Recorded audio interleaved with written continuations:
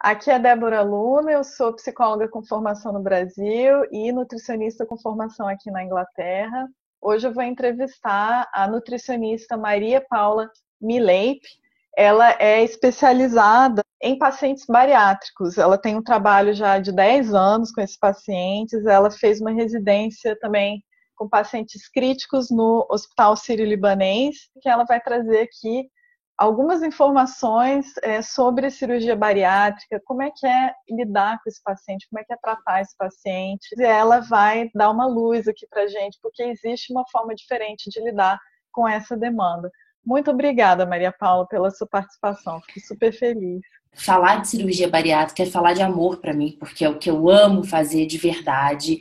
E trazer um pouco de uma informação diferente para esses pacientes, eu acho que vai ser muito importante, tanto para os pacientes quanto para nós nutricionistas. A gente vê um número crescente, né, de cirurgias bariátricas. E aí, como é que fica essa pessoa? O paciente, quando ele toma a decisão em fazer cirurgia bariátrica, ele vai tomar essa decisão possivelmente em cima de uma dor muito grande, do estigma da obesidade. Ele já sofreu muito tempo em cima disso.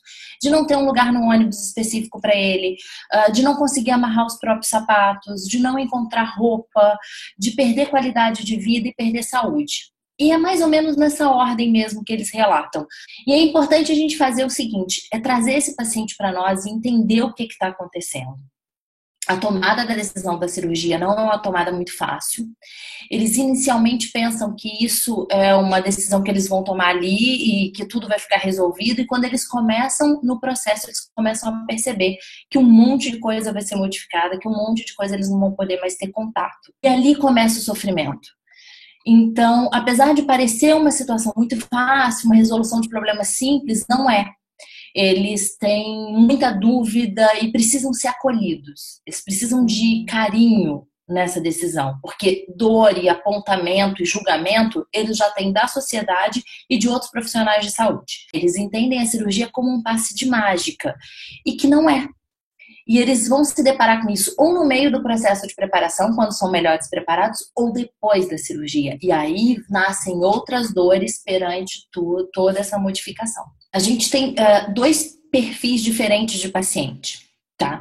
Eu percebo que aquele paciente que está com IMC de início de obesidade, ele tem uma questão estética muito apelativa nesse momento. E aí, normalmente são esses que fazem esse ganho de peso para poder ir para a cirurgia. Então é um paciente extremamente imediatista, ele quer tudo para ontem, quer o laudo para ontem, não dá tempo da gente conversar.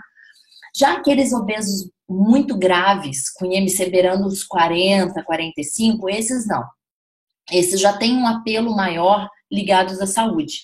Eles já estão preocupados porque estão percebendo a pressão muito alta, descontrole de diabetes, dificuldade para dormir.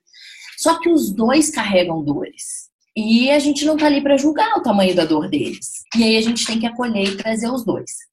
O manejo desse IMC não tão alto não é um manejo tão fácil, por essa questão que eu disse anteriormente da ansiedade do paciente.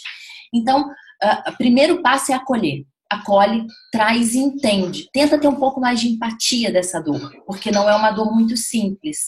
Ele quer essa resposta para ontem porque a vida dele está paralisada por conta desse ganho de peso. Então, nessa visão de nutrição comportamental, como que você agrega a vida dessa pessoa? Como que você ajuda ela a seguir nessa caminhada nova? São dois pontos importantes. Primeiro é o pré-operatório. É um pré-operatório diferente, sabe? Onde eu não vou só olhar os exames bioquímicos desse paciente e falar que eles vão ter que comer dieta líquida ou não. Isso eles já sabem, qualquer outro profissional consegue dar conta disso.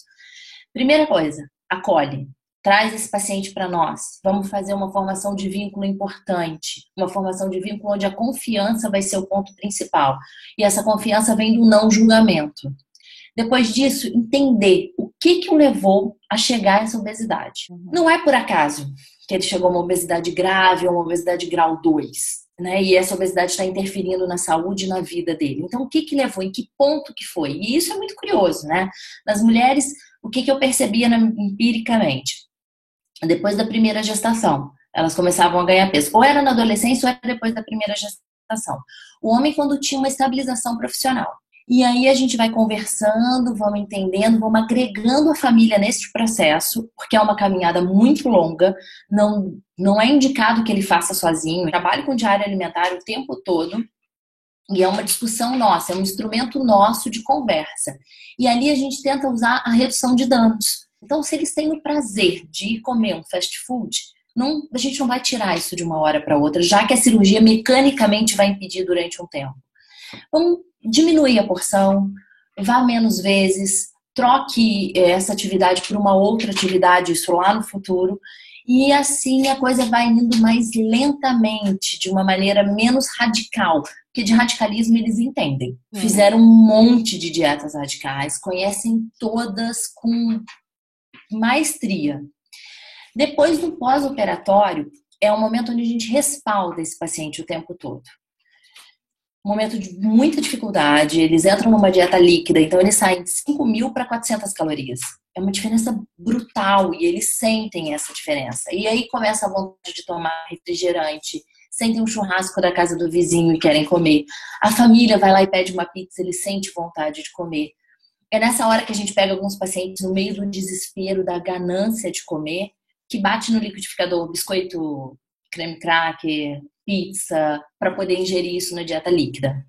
Então, a gente precisa, nessa hora, estar ali muito próximo deles para poder dar uma orientação. Você também trabalha com aqueles pacientes que já passaram daqueles 2 anos pós-cirurgia, que já tem toda uma adaptação, a coisa já mudou, alguns têm um reganho de peso significativo. A gente tem, dentro da literatura, uma citação de lua de mel da cirurgia bariátrica.